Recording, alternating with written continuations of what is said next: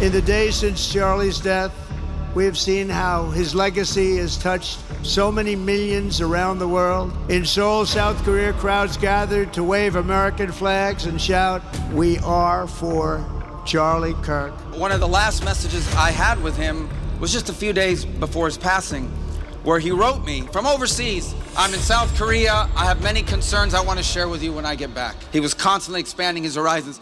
My husband, Charlie, he wanted to save young men just like the one who took his life. That man, that young man, I forgive him.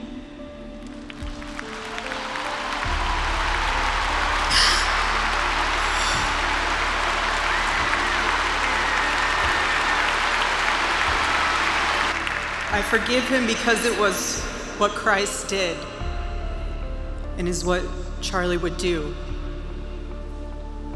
The answer to hate is not hate.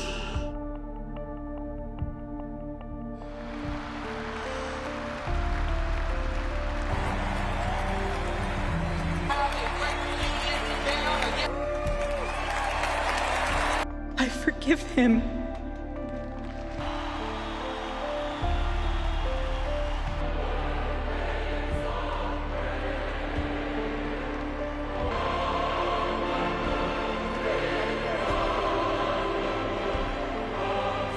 I call it sometimes the radical left lunatics. But Charlie didn't say that. He called it the left. He was probably right, but I can't help it. I can't help it. He did not hate his opponents. He wanted the best for them. That's where I disagreed with Charlie. I hate my opponent. And I don't want the best for them. I'm sorry. I am sorry, Erica. But I can't stand my opponent. Charlie's angry. Look at that. He's angry at me now. The Department of Justice is also investigating networks of radical left maniacs who fund, organize, fuel, and perpetrate political violence. And we think we know who many of them are. But law enforcement can only be the beginning of our response to Charlie's murder. Was the reason about a godly leadership. I wonder if that...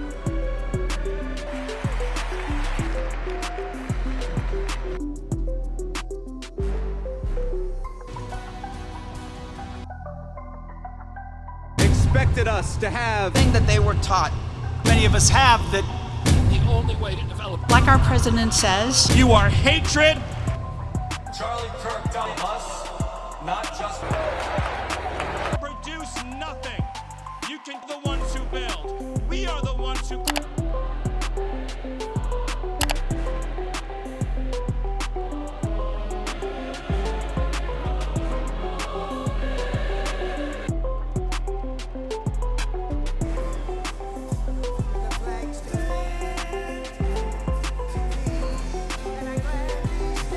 Charles James Kirk was heinously murdered by a radicalized, cold-blooded monster for speaking the truth that was in his heart.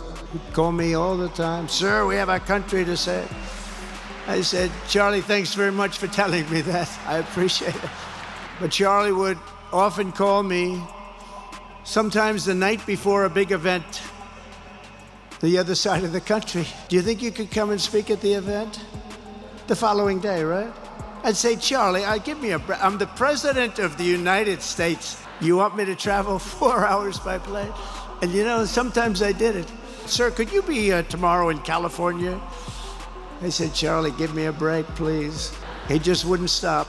I used to say, "Charlie, this is nasty stuff you're doing." When 11 people get murdered, have a country anymore. We want millions of Americans, young and old, heard the news. And the violence comes largely from the left. And virtually every day for years, before he was murdered, Charlie received these horrible death threats. He knew the risk, but he and I shared a certain motto: never back down and never ever surrender. Just don't surrender, never back down. He believed in it so strongly. The radicals and their allies in the media, the fake news media, tried to silence Charlie for a simple reason, because he was winning. Charlie's murder was not just an attack on one man or one movement. It was an attack on our entire nation.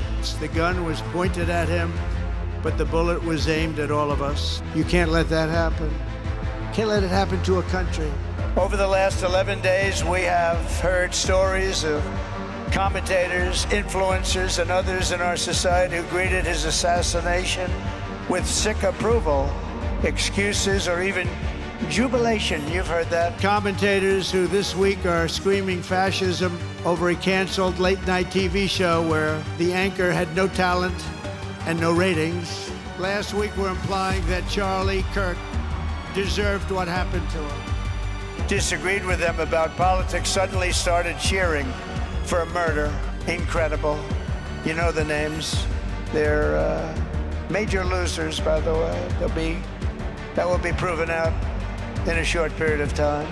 What do the Democrats stand for at this point? I think chaos, confusion, anger. They're losers. They want to meet with me. It's nonsense, but I'll meet with them. But no, they're angry, and they're doing worse now than they were during the election. So they're doing very badly. I think they stand for chaos. They stand for nothing.